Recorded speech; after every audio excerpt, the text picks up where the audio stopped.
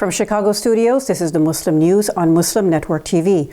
Assalamu alaikum, I'm Samana Siddiqui. Our top story tonight is about the pandemic.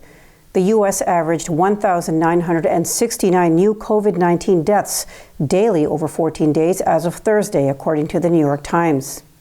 1 in every 500 U.S. residents has died of the virus. Coronavirus deaths have risen 40% in the last 2 weeks. As of this afternoon, the death toll reached 670,447, according to data from the Baltimore-based Johns Hopkins Coronavirus Resource Center. Although vaccines are working to protect the vaccinated from severe illness and death, partisan resistance to them continues. Republican attorney generals from 24 states threatened to seek every available legal option against President Joe Biden's vaccine mandate plans. Only 54% of the eligible U.S. population is currently vaccinated. In contrast, Denmark has a 75% vaccination rate. The country has lifted all COVID-related restrictions. Global deaths from COVID as of today stand at over 4 million. Children seeing their white Toyota Corolla in the Haje Bogra neighborhood ran towards it, and it was their last moment on this earth. It was also the last U.S. attack before the last of the American soldiers had left Afghanistan. An Afghan family of 10 with 7 children were obliterated. The driver, Zamari Ahmadi, was an engineer and had worked for an American charity for 16 years. The whole family had special immigrant visa offered by the United States. They had packed all their belongings and were waiting for the word to be escorted to Kabul airport. But the message Washington sent instead was a rocket into their homes. It was late Sunday afternoon on August 29, 2021, in Kabul. The Defense Department said that it had blown up a vehicle laden with explosives. Anisa is the spouse of Zamari Ahmed. He cared for his neighbors. He was in a foreign-run office. He had a flight to go to America today. Why are you lying to us? Where is Daesh here? His American organization agrees. They say that just a day before his death, he served meals to hungry women and children at a local refugee camp in Kabul. Here is Samia, the surviving daughter. Her wedding was set for coming Friday. Her fiancé, Ahmed Nasser, was however killed as well. Ahmed was a contractor with the U.S. military who was waiting to be evacuated. Samia says, "At first I thought it was the Taliban, but the Americans themselves did it." Samia said she staggered outside, choking, and saw the bodies of her siblings and relatives. "I saw the whole scene," she said. "There were burnt pieces of flesh everywhere." This is Arzu. She lost 3 small children to the drone attack. Here are some of the young victims in the extended family of 10. Here are 2 brothers, 5-year-old Armin and 3-year-old Binyamin. And here is 2-year-old Sumayya. Here's Faisal. He was 15 years old. This young man, Zamir, was 18 years old. Farzad was just 8 years old. Some sandals are left while dreams about America are gone. America says it will investigate. In the meantime, the war over the horizon is still on the horizon. American soldiers are gone, but peace is still not here. Federal, state, and local law enforcement agencies remain on high alert ahead of Saturday's Justice for J6 protest in the U.S. Capitol. In an unclassified brief, the Department of Homeland Security warns of the potential for violence at the upcoming rally. A fence surrounds the Capitol as security measures are heightened in Washington, D.C. The rally is for the hundreds of supporters of former President Donald Trump facing charges for the January 6th mob attack on the Capitol. U.S. Secretary of State Antony Blinken is calling France a vital partner in Asia. This was after a U.S.-UK deal with Australia that led to the failure of a major French submarine contract. Australia scrapped the $36 billion deal with France. This was as a result of an alliance announced this week between the U.S., Britain, and Australia to strengthen naval capabilities in the Indo-Pacific. Due to the pact, Australia will get a new American-made nuclear submarine fleet. We welcome European countries playing an important role in the Indo-Pacific. We look forward to continued close cooperation with NATO, with the European Union, and others in this endeavor. France, in particular, is a vital partner on this and so many other issues, stretching back generations, and we want to find every opportunity to deepen our transatlantic cooperation in the Indo-Pacific and around the world. Blinken's comments came after extraordinary criticism from French Defense Minister Florence Parly. Parly accused President Joe Biden of acting like his predecessor, saying they were stabbed in the back. The French embassy in Washington canceled a Friday gala in protest. It was to commemorate the 240th anniversary of the Battle of the Capes. U.S. Senator Chris Van Hollen on Tuesday blamed the administration of former President Donald Trump for enabling the Taliban's takeover of Afghanistan. Van Hollen said Pakistan had released 3 top Taliban commanders on the Trump administration's request to push forward the Afghan peace process. At Tuesday's Senate Foreign Relations Committee hearing, some Republican lawmakers blamed the Biden administration for the chaos after last month's U.S. troop withdrawal. Republicans and Democrats also criticized Pakistan for its alleged support of the Afghan Taliban during the 20-year war. At Monday's House Foreign Affairs Committee hearing, Secretary of State Antony Blinken said some of Pakistan's interests conflict with the U.S. Pakistani Prime Minister Imran Khan called such comments ignorant. They are ignorant. I was listening to them. I have never heard such ignorance. They are absolutely clueless, number one, about what happened in Afghanistan. They were all in a state of shock. We knew, as I said, in 2008, when I met Senator Joe Biden and John Kerry, then I told them that they were not winning. A black Muslim lumber pack maker in West Virginia was subjected to repeated racial and religious harassment, according to a federal lawsuit. Supervisors and others at the Ranson UFP Industries plant failed to correct the problem, despite repeated complaints, the suit alleges. Eric Davis was fired because he is black and because he filed a discrimination complaint, the U.S. Equal Employment Opportunity Commission said on Monday. Davis endured racial slurs and derisive comments about his faith. Other current and former African-American employees of UFP also suffered racial harassment, the suit alleges. Despite WhatsApp's assurances to users that their messages are private, the company has an extensive monitoring operation and regularly shares personal information. WhatsApp has more than 1,000 contract workers in Austin, Texas, Dublin, and Singapore. These hourly workers use special Facebook software to sift through millions of private messages, images, and videos. When Facebook CEO Mark Zuckerberg unveiled a new privacy-focused vision for Facebook in March 2019, he cited the company's global messaging service, WhatsApp, as a model. Zuckerberg wrote, "The future of communication increasingly will shift to private, encrypted services that keep messages and content more secure." In international news today, an Indonesian court Thursday ordered President Joko Widodo and Jakarta Governor Anies Baswedan to improve hazardous air quality. The court found 7 top officials, including Widodo and Baswedan, guilty of environmental negligence in a civil lawsuit filed in 2019 by 32 plaintiffs. The court said the government failed to inform the public about the risks of air pollution.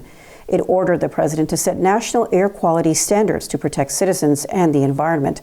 The court also ordered the Jakarta governor to ensure compliance with environmental laws. Afghanistan's central bank said Wednesday the Taliban has handed over more than $12 million in cash and gold seized from the homes of former government officials. A financial crunch threatens the regime's rule 1 month after it came to power. Most government employees have yet to return to work. In many cases, workers' salaries had not been paid for months, leaving millions scrambling to make ends meet. Even Afghans with money in the bank are struggling. Bank branches are limiting withdrawals to $200 a week, and customers are having to wait in line for hours. Dozens of tankers carrying Iranian fuel transported by the Shia group Hezbollah have arrived in Lebanon. Hezbollah chief Hassan Nasrallah said that first delivery of fuel will help ease dire shortages. Lebanon is facing its worst economic crisis. 3 out of 4 Lebanese are considered to be living below the poverty line. Electricity is available for only a few hours a day, while gas, bread, and medicine shortages are sowing chaos nationwide. Hezbollah, which has fought alongside Syrian President Bashar al-Assad's forces in the Syrian conflict, is considered a terrorist group by many Western countries. The World Kashmir Awareness Forum issued a statement recognizing Masarat Alam Bhatt's election to head the all-parties Hurriyat conference. It comes after the death of lifetime chairman Sayyid Ali Gilani earlier this month. Masarat Alam Bhatt is a strong and capable successor, the statement read. The forum also endorsed Shabir Ahmad Shah and Ghulam Ahmad Gulzar, who jointly were named vice chairman. Yemenis demonstrated outside Sana'a International Airport in the Houthi rebel-held capital, demanding its reopening. Yemen's conflict flared in 2014 when the Houthis seized the capital, Sana'a. This prompted Saudi-led intervention to prop up the internationally recognized government the following year. The airport has remained closed under a Saudi blockade since August of 2016.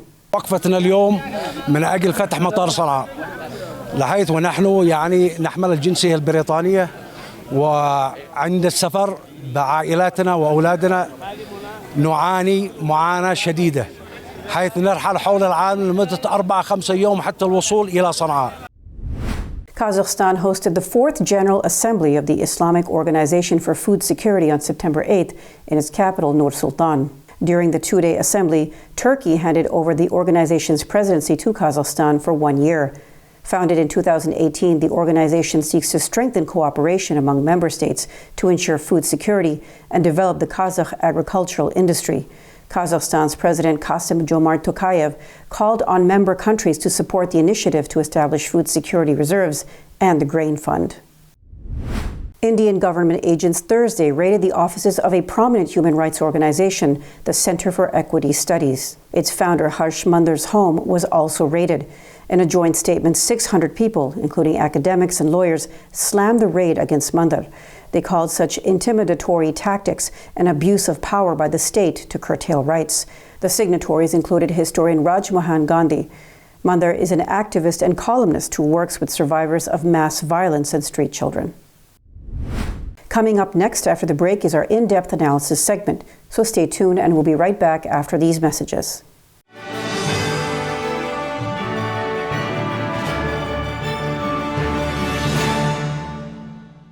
If I could be you, and you could be me for just 1 hour.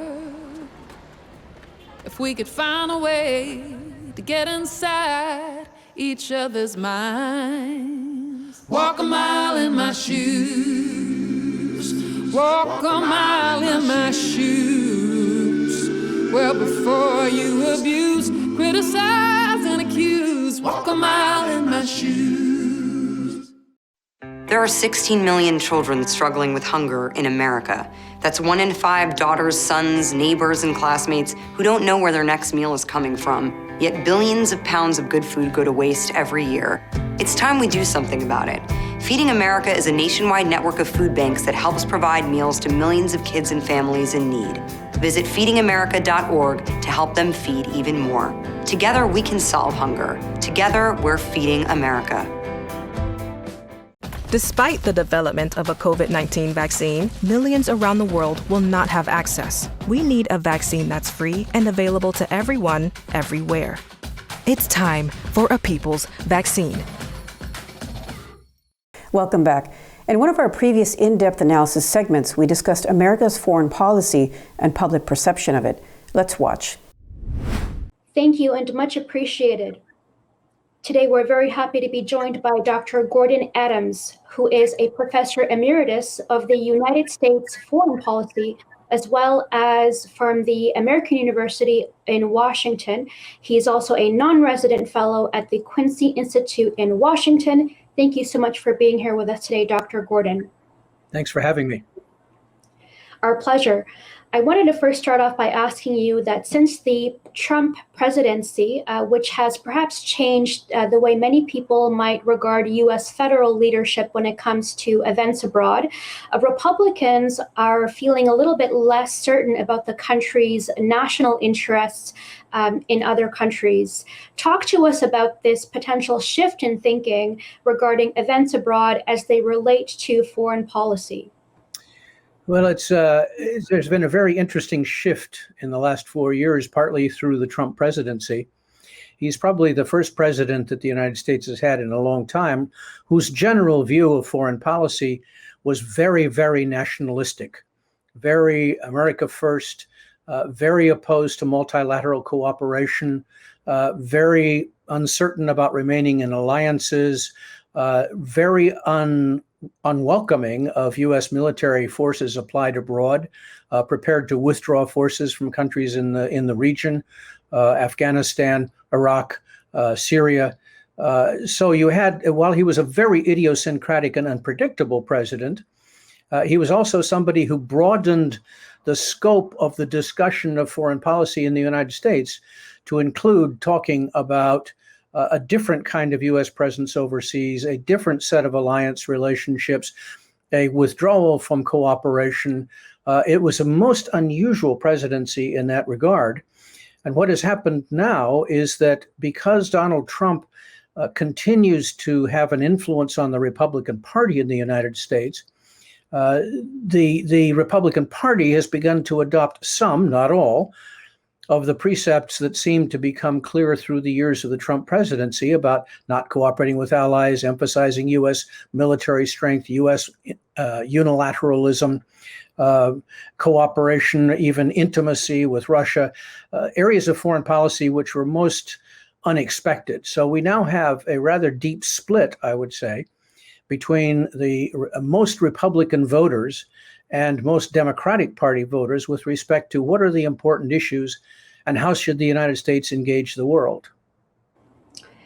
Now, you mentioned a little bit about multilateralism. Given the United States' divide on governments' multilateral priorities, to what extent do you believe that public opinion might affect the outcome of decisions made when it comes to the direction of foreign policy? Here's the thing about foreign policy and American elections. The Americans are a rather insular population. They don't focus a lot of time and attention on things that are happening overseas, which means most American elections don't turn on foreign policy issues. It's the rare election that does. Those come second. Vietnam may be said to have had an impact on the 1968 presidential election between Richard Nixon and Hubert Humphrey.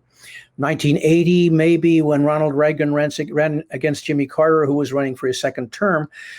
But what is most compelling about foreign policy issues in American elections is not the policies themselves. Those rarely determine elections, but how the public views the reputation of the United States overseas and the capability of the person running for office to actually be a strong leader. Strong leadership is the one area which does seem to play an important role. John Kerry learned that in 2004 to his disadvantage, because the Republicans successfully pointed out that his service in Vietnam was uncertain and boastful and not what he claimed it to be. That suggested that he was a weak leader, not that Vietnam policy was wrong, but that he was potentially a weak leader. It was inaccurate, but it was effective, which often happens in American elections. So I don't see the Republican view right now as determining policy so much as it will lay a background for elections in terms of people seeing somebody as a symbol of strength. And that's the one thing that Donald Trump apparently conveyed, was that he was very strong. It doesn't follow what policies would happen, but that he was very strong. Turning our attention a little bit about media portrayal. Now, when it comes to people falling into what's called a media bubble, to what extent are outside events or other critical points of view perhaps excluded from being able to help people make an informed decision about foreign policy decisions? And if you could tell us about the potential impact of this in American society. Yes, you do find, and I think this is a new development in American politics, including domestic policy as well as foreign, and that is that this is now a very divided nation. And it's not only divided because people have different points of view, but it's divided because the media are now divided themselves. There was an interesting Pew poll last month that basically said Republicans tend to follow things like Fox News, radio commentators like the late Rush Limbaugh. The Democrats tend to follow sources like the network television, CNN, MSNBC, New York Times. These sources tend to be sources that are read by people to the left of the political spectrum. What that means is we're really seeing now dispensed two completely divergent views of America in the world, American foreign policy, also domestic policy. And there is no balance in those views on either side, really. CNN and the New York Times, I would argue, retain a certain amount of balance. But even there's been increasing reluctance to display what is sometimes called fake news from the right of the American media spectrum. So now the big media sources are competing with each other and focusing on their audience, not on a general audience. I come from the generation that used to watch the evening news, which was pretty fair, balanced stuff. I find myself almost incapable of consuming what's on television today among those sources because you're no longer viewing news, you're viewing opinion. What that means, I think, is it tends to drive the Americans in a more insular direction. The left views the world with important issues like climate change and pandemics and international cooperation as being an important place for the United States. The right tends to view things like military strength and anti-immigration as driving their views of the foreign policy of the United States, and they don't talk to each other. And the media don't talk to each other either. So what you're seeing is this polarization of the American media spectrum, which only reinforces the polarization in American society and American politics. It's not educating the American people anymore. It's dividing them. Now, you mentioned the recent Pew poll that came out. In your professional opinion in general, what kind of social or perhaps economic factors might lead American audiences to regard government foreign policy focus areas in either one direction or another? I know that you touched a little bit about those factors, but in a more generalized sense. The audiences that watch these different sets of media, some very right and some middle to left, are very different people as well. And this, the Pew poll did not focus on so much. It would have been interesting if they had. It would have been interesting to see what the ethnic diversity breakdown was of the people that they polled amongst the Republicans and amongst the Democrats. I rather suspect, but I haven't seen their raw data, so I don't know if they collected it. I rather suspect that the Republicans tended to be older, more male and white, and the Democrats tended to be younger, more ethnically mixed, and more representative of the gender distribution of American society. Pew didn't offer us how those differences in ethnicity and sociological standing and economic standing affect the views that are there, but other polling suggests that by and large, the older the voter is, the more they are white, the more they are male, and the less they have a college education, the more they are likely to take views that emphasize military strength, follow the leader, strong men, a view of the world that is very, if you will, Hobbesian. And the audience that views these media on the center to the left of the political spectrum tend to favor international cooperation, tend to favor working with allies, tend to favor the view that we can't really solve a lot of the world's problems through military force or by the U.S. alone, tend to focus on things like climate change and health issues. In other words, they're more likely to be on that end of the policy spectrum as well. Geographically, that just divides the country basically in most states. You have states that tend to be CNN, New York Times, MSNBC viewers, and you have states, principally South, Midwest, who tend to be Fox News, Rush Limbaugh viewers, and they are divided from each other. And what's critical here is that there's no arena, because the parties now in Washington reflect that division. There's no arena in which those can be compromised.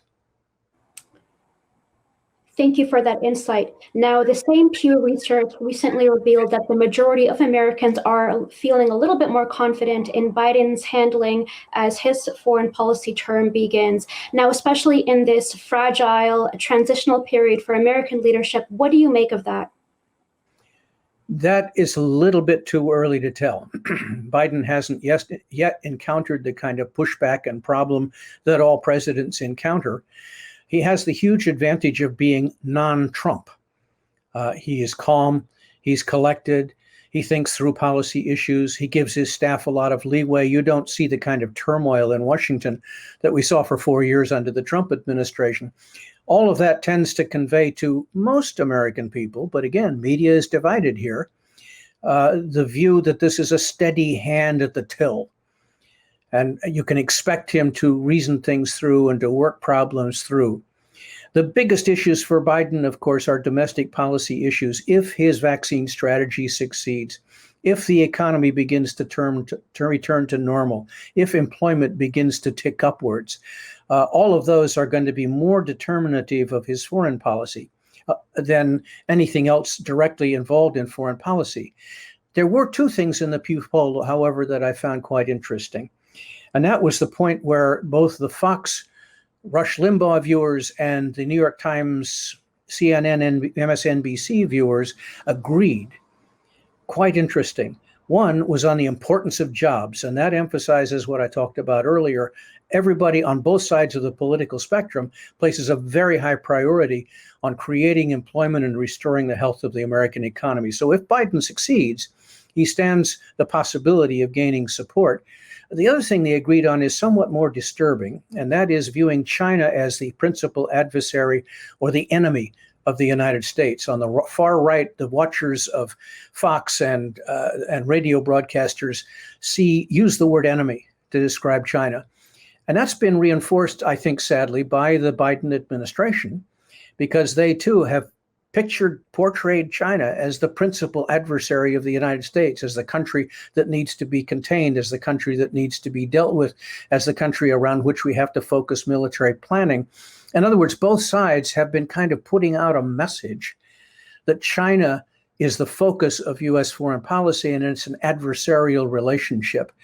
That does not bode well for our relationship with China, nor for the understanding of the American people about the sophistication with which China approaches the world. But it is now confrontational and, interestingly enough, on both sides of the political spectrum. Dr. Gordon Adams, Professor Emeritus of United States Foreign Policy at the American University in Washington, as well as non-resident fellow at the Quincy Institute in Washington, in light of the new Pew Research report. Thank you so much for being here with us today, Dr. Gordon. Appreciate it. Thank you. Before moving on to our next analysis, let's take a quick break. We'll be right back after these messages.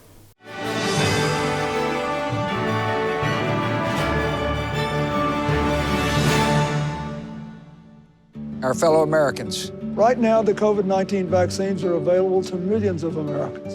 And soon, they will be available to everyone. The science is clear. These vaccines will protect you and those you love from this dangerous and deadly disease. They could save your life. So we urge you to get vaccinated when it's available to you. That's the first step to ending the pandemic and moving our country forward. It's up to you. I am what hunger looks like in America.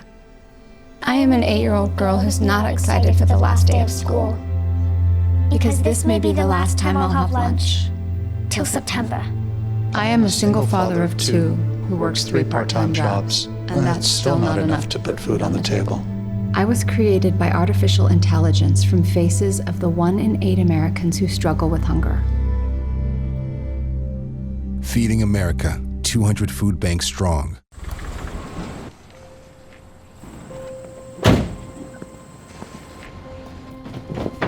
Dad, they took over my bedroom. Come on, come on. Okay, Dad. 1, 2, 3. Dad!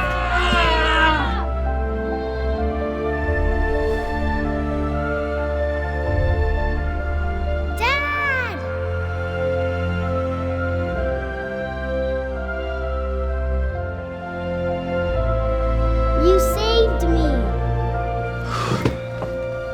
Dad? Are you okay? I'm fine, dear.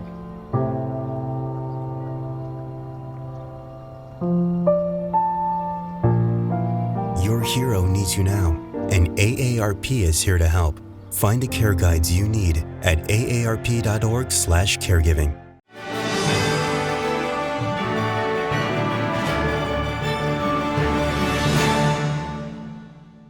Welcome back. In our show yesterday, we shared the news of a new deal called AUKUS by the U.S., UK, and Australia to counter China.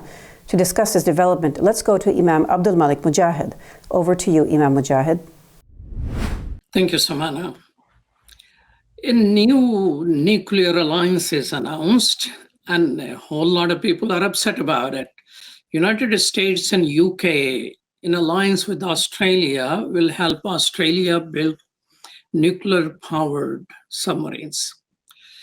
Of course, this is for the containment of China or deterrence, as whatever word we choose. So China should be worried, right? But there is a whole lot of other people crying out right now. France is saying, their defense minister actually says that it's a stabbing in the back. They have downgraded their function, which was supposed to take place yesterday in Washington, D.C. Indians are crying, how come Indians are left out? Greenpeace, of course, is objecting. And New Zealand is saying, we're not going to let these submarines come into their water. What is going on here? To discuss this with us is someone who has developed expertise in this area, Dexter Roberts. Welcome to Muslim Network TV. Thank you. Dexter is an award-winning journalist and is a senior fellow at the Atlantic Council Asia Security Initiative. So, is there more to this alliance, or the headlines are just talking about the nuclear-powered submarines? So I think that understandably we have some upset parties. Obviously France, which has lost a lucrative, very large submarine deal, which also, of course, matters for jobs and the people of France.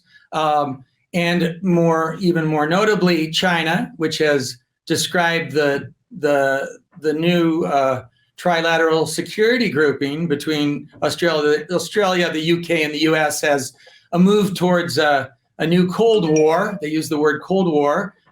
So there are aggrieved or upset parties about this deal. From the perspective of the United States, I think this is a positive move towards what I think is a necessary emphasis on the region of Asia and specifically on the relationship and the rise of China. We've heard for a long time about a so-called pivot to Asia, I think going back to former President Obama, but in many ways that has not happened. I think this can be seen as a step in that direction, finally. So what is in this deal other than the submarine building?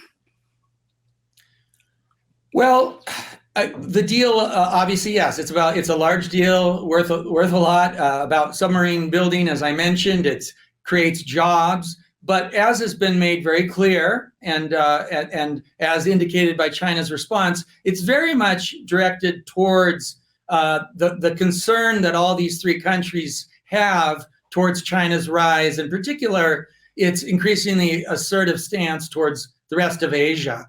We've seen over just the last year, everything from continuing buildup of a military naval presence by China in the South China Sea, tensions with Japan in the East China Sea, the very, very real conflict, or potential conflict that we see sparked by China's assertive push to extend its air force into what Taiwan sees as its own airspace. So there have been repeated flights by Chinese PLA across the unofficial midpoint line in the Taiwan Strait. And we've heard statements from the Chinese leadership, in particular Xi Jinping, that suggest that getting Taiwan to return to the fold in some ways is a key priority. All these things, I think, are a concern for the region and are a concern in particular for the U.S., for the U.K., and also for Australia. And I think that is behind this deal. So the subs might take 20 years to build. What will be the China's capacities 20 years from now? It's a very difficult question to answer, of course. What we've seen in recent years is a very large and rapid buildup of the Chinese military, and we saw as well quite a jump in the budget for military growth. I think it was around 3%, if I remember correctly, which is far higher than. I misspoke there. We've seen a real growth in the Chinese military budget. We've seen response from other countries in the region, like Japan, which, by contrast, saw almost a 3% jump, 2 to 3% jump in its military budget, which was very unusual. So I think we're going to continue to see China grow its military. Where it will be in 20 years is very hard to say. I think a move like this, with the Trilateral Security Agreement and the decision to build these nuclear subs, is in direct response to that growth in the Chinese military. So how the rest of the countries in that area will respond. I mean, they were almost all countries in the area was unhappy with China's claim to the whole South China Sea. Will they be celebrating? Because, when President Obama and Hillary Clinton went there and they tried to develop a relationship with them, and when President Trump came, he canceled all of those deals. And all of those people then went back to China in apology and trying to develop a sort of relationship.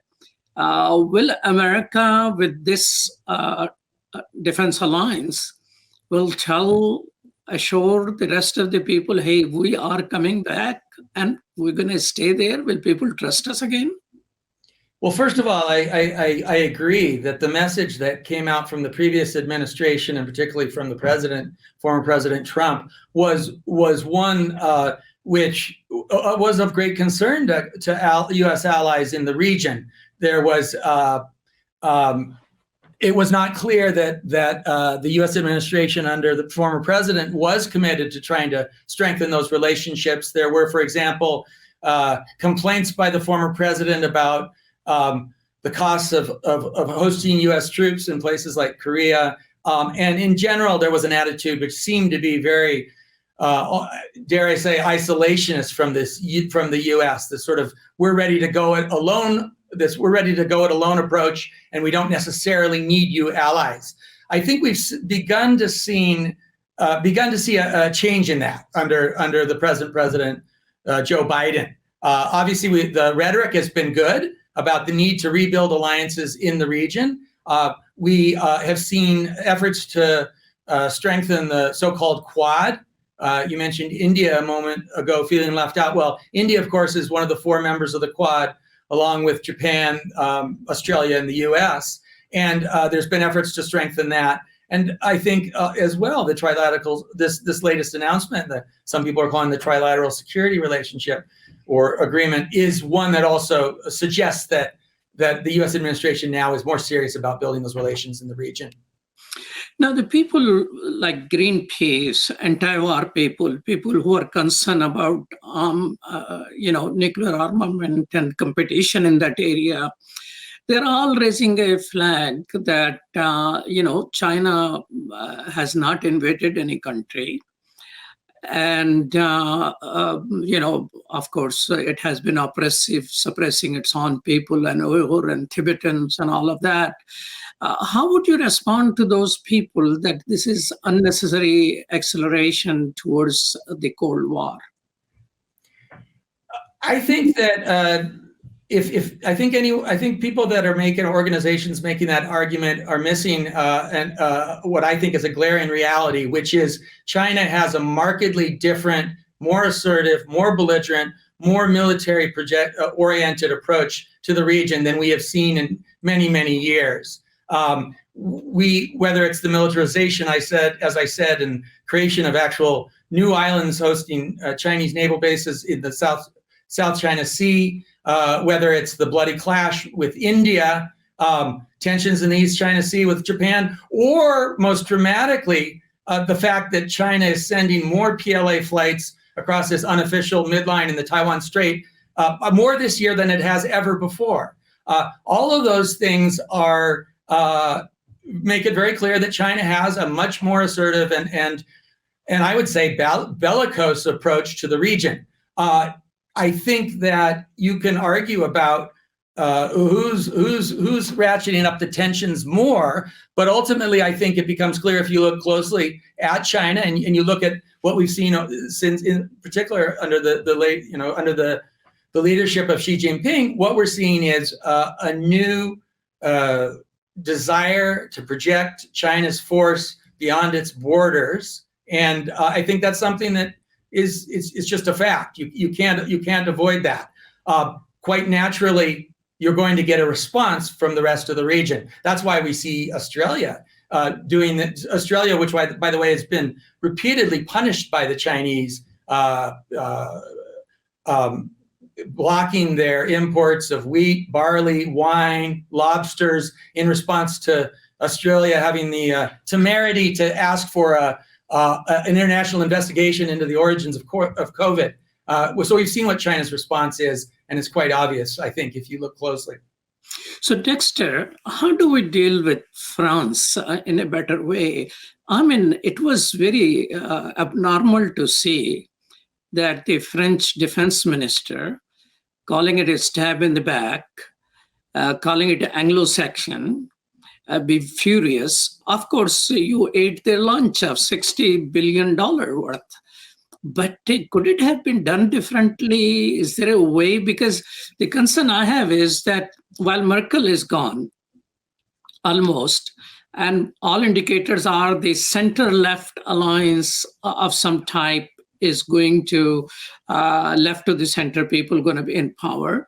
So are we facilitating, by angering France, a sort of European Union going on its way somewhere in the middle of the United States and China, positioning itself in a different way, which will strengthen China? What are your thoughts on that? Well, first of all, my understanding is that there was little or no communication with France before the announcement of this deal with Australia and the UK and the US. And if indeed that's the case, that sounds like that might have unnecessarily been upsetting to the French government and the French side, and that's very understandable. So as to the specifics of how this deal went about and who knew about it when, those are things that I don't have the expertise to answer, but it is possible indeed that it was not approached or managed in the right way. If you step back, however, I do think that it is important that countries, in particular in my country I'm from, the US, needs to focus more on Asia and more on the rise of China. And I think that goes a long way towards explaining this decision to create this agreement to help the Australians have these nuclear-powered submarines. And again, we should note they're not nuclear-armed submarines. They're nuclear powered. So that's important. Just one last thing I would say. I think we're getting very close to the German election, and America will no longer be the leader. I do think that regardless of who does win in Germany, it is very likely, as a matter of fact, I'm quite certain, that we're going to see Germany that is more mindful of the challenge, a German government that is more mindful, more concerned about the challenges of China, and less ready to turn, for example, turn away from human rights abuses in China, as we saw under the Merkel administration. So I expect a Germany that, regardless of its relationship with the U.S., will be more concerned and more mindful of the challenge of China. Have you ever seen France this angry, this upset verbally, openly in last 10, 20 years? I probably can't answer that well, because my focus really is on Asia and on China. So, but it is clear that France is very upset about this, and that's obviously not a good thing. So I too also think that this is something that the decision has been made, the damage has been done, if you will, in that relationship, and I would hope and expect the Biden administration in particular to try to take steps to find ways to improve or mend that relationship with France. Let me ask you one more question, which may be out of your expertise. Is Navy still important, moving 30 miles per hour? I'm not an expert on that. I would say that in the most important geopolitical hot flashpoint in the world right now, which is the Taiwan Straits, ships are important. Submarines are important there, in part just because of the proximity to the mainland. So I'll just stop there. Thank you so much for your time. Truly appreciate it. Thank you, Malik. I appreciate being invited back on. Thank you. Thank you. Back to you, Samana. Thank you, Imam Mujahid. That's all from our Chicago studios tonight. Thank you for tuning in. You can find previous episodes and more on our YouTube or Facebook. For more content, keep watching Muslim Network TV or visit muslimnetwork.tv. Salam and good night.